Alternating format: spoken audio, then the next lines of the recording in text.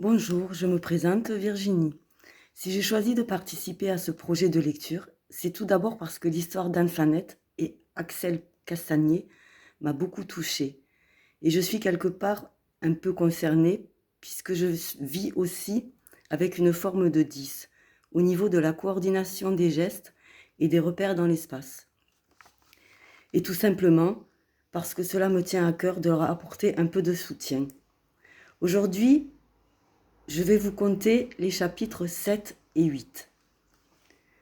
Hugues, mon papa. 1er septembre 95. Mon père Hugues est atteint d'un cancer, tumeur cérébrale. Il a 50 ans, des projets plein la tête et un incroyable courage. C'est un homme exceptionnel, avec un cœur généreux, un homme rare.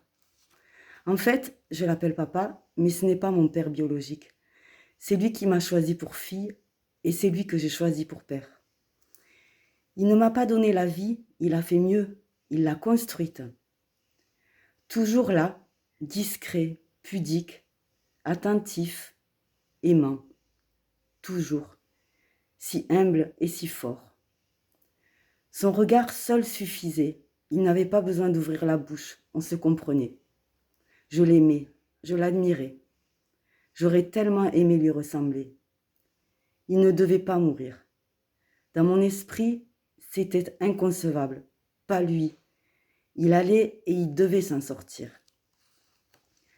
Ma mère restait muette, anéantie. Comment peut-on envisager la mort de son mari? Il vivait en banlieue parisienne. Ensuite, ils iraient dans les Landes pour sa retraite. Ils avaient une maison là-bas, au milieu des pins. Et puis, ils achèteraient un bateau, un voilier. Le cancer venait tout changer, tout détruire. Sale bête surnoise, sale merde. Elle s'agrippait comme une sangsue, chaque jour un peu plus. Et nous, démunis, impuissants, nous assistions à ce carnage, à cette fatalité. Un autre combat s'ouvrait à nous. Il fallait être fort, se battre et y croire tous ensemble pour aider, avec la puissance de notre amour, notre père. Hugues avait 2 enfants, Agathe et Harry. Nous avions été élevés ensemble. J'avais toujours senti qu'ils ne me considéraient pas vraiment comme leur sœur. Les liens de sang étaient les plus forts. Moi, j'essayais de m'adapter. Avec Harry, ça se passait bien, surtout quand on était petits, on s'amusait ensemble. Il était casse-cou et moi un peu péteuse. On s'entendit bien jusqu'à l'adolescence, et puis on s'éloigna pour ne plus jamais se rejoindre. Par contre, il se rapprocha de sa sœur Agathe. Agathe détestait maman depuis toujours. Elle lui en voulait d'avoir piqué Hugues à sa propre mère et d'avoir ainsi détruit une famille, sa famille. Ma mère n'était évidemment pas responsable de cet échec, mais dans la tête d'une fillette de 7 ans. Pendant toute sa vie, Hugues avait même essayé de l'en convaincre, mais sa haine restait simplifiée.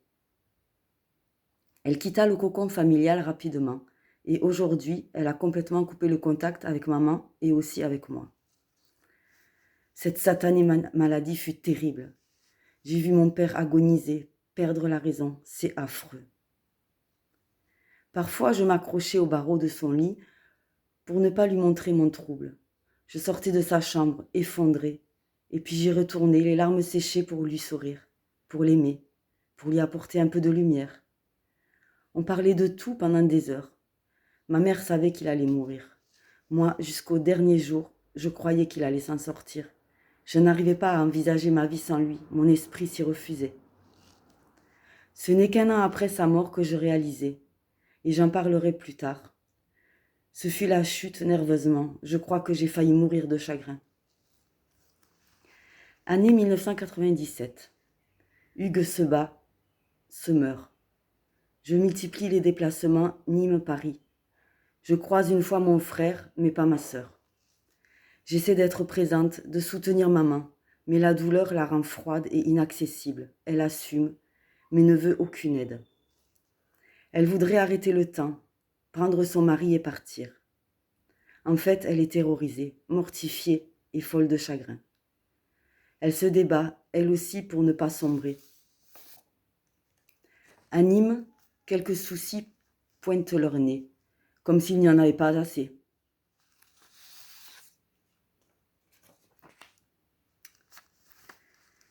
Chapitre 8. Rentrée scolaire septembre 1997.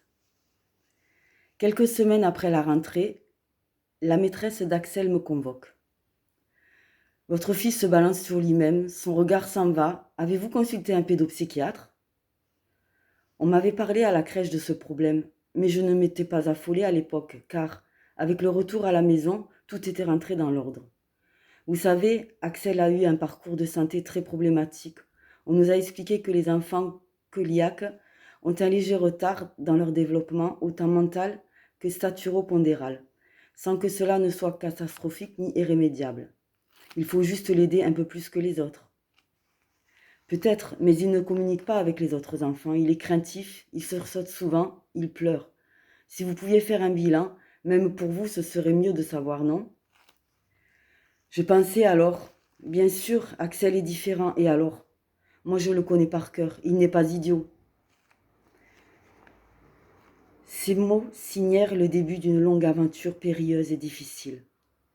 Il fallait déjà essayer de comprendre, sur le plan médical, ce qui se passait dans sa tête, et ensuite trouver des solutions pour sa scolarité. L'angoisse ressurgit dans toute sa splendeur. Des milliers de questions assaillirent notre esprit. Le doute s'installa. Nous avions peur de revivre tout ça. Mais que faire ? On prit rendez-vous avec un pédiatre qui nous envoya tout de suite à Montpellier, à l'hôpital, consulter un professeur en neuropédiatrie. Tout s'accélérait si vite. On nous proposa un bilan complet, IRM, scanner, encéphalogramme, analyse sanguine, test de QI, recherche du syndrome de l'X fragile, débilité entre parenthèses. On nous parla de lésions et de tumeurs cérébrales, il fallait tout vérifier. Un cauchemar s'abattait sur nous. Au fond de mon cœur, je hurlais. Non, pas mon fils. Mon père est en train de mourir et mon fils. Non, non, ce n'est pas possible.